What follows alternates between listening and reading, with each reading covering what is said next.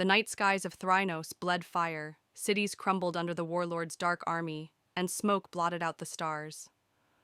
Inside the ruins of a shattered refinery, Ethan staggered to his knees, his green blade barely holding against the crimson fury of the Sith marauder.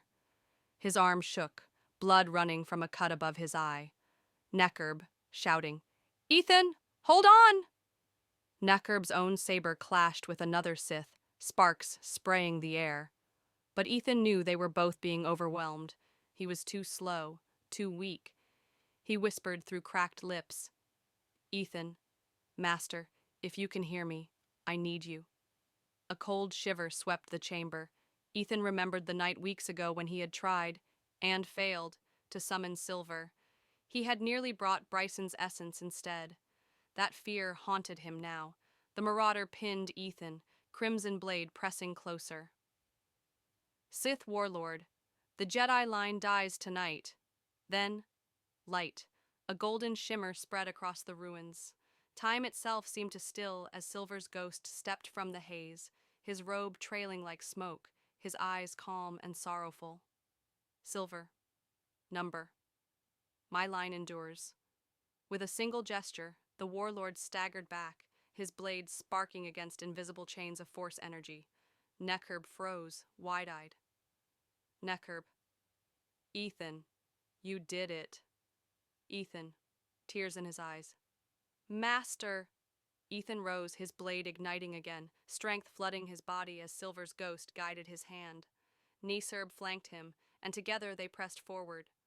The warlord slashed with fury, hurling debris, flames, and hatred, but Silver's ghost walked with them, each motion of his spectral form deflecting the darkness, bending it back. Silver, to Ethan during the clash, do not fight for vengeance, fight for life.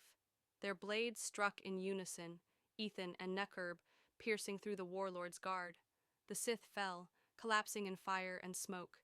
As silence fell, Ethan dropped to his knees, exhausted, staring up at the golden figure.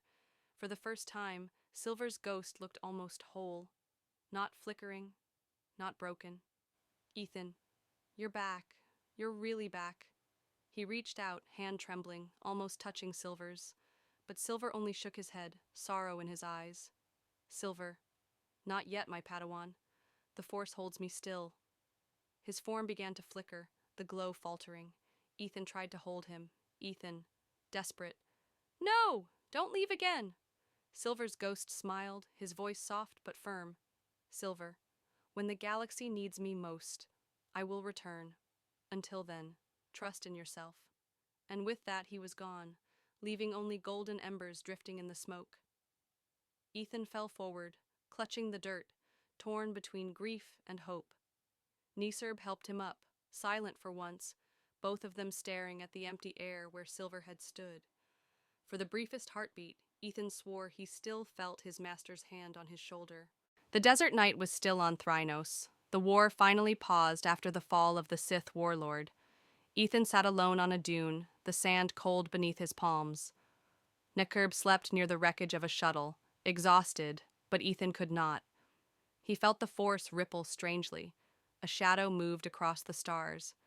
And then he heard the voice. Bryson, soft, almost kind. Brother, you called me back. Ethan's heart froze. He turned, and there he was. Bryson, tall, cloaked, his eyes not burning red this time, but a pale, broken blue. He looked younger, almost like the boy Ethan had trained beside so long ago. Ethan, whispering, "No, you're gone. You died. I felt it." Bryson, stepping closer. "Did I? Or did they lie to you?" Silver lied. "He used you. I never wanted to leave you behind." Ethan's saber hand trembled. His mind screamed to ignite it, but his heart ached. The figure looked so real, the smile, the tone. Ethan, if you're real, then why do I feel nothing in the Force? For a moment, silence. Then the illusion cracked. The figure's face flickered, rippling like smoke in the wind. His eyes turned black, his smile sharp. Bryson shade, voice twisting. "Because I am what you fear, what you could become." Suddenly the sand turned to ash around him.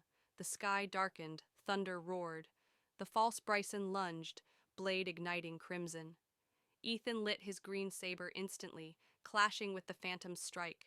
Sparks burst, but there was no weight, no body, only shadow pressing down. Each swing was his own doubt, his own guilt manifesting. Bryson shade, taunting. You let me fall. You watched me die, and when I reached for you, you turned away. Ethan, yelling. You chose the darkness.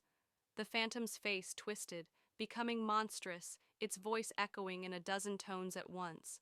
Ethan was forced back to his knees, blade shaking. Just when the phantom raised its crimson saber to strike, a faint golden glow bloomed beside Ethan. A voice, calm, steady. Silver's ghost. It is not him. It never was. Do not let the shadow define the memory. Ethan's saber blazed brighter, green light flooding the vision. The false Bryson screamed, the sky splitting open, and then shattered into nothing. Ethan collapsed into the sand, gasping, clutching his head. Nisarb stirred, rushing over. Nisarb.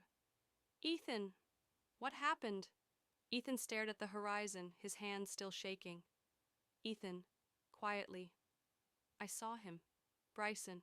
But it wasn't him. It was me. My fear. He turned his gaze upward, where faint golden sparks drifted in the night. Ethan. Master Silver, I almost lost myself again. The wind howled across the dunes, but no answer came. Ethan lay back, eyes wide open, unable to sleep, because deep inside he wondered, if the shade wasn't Bryson, then who had sent it?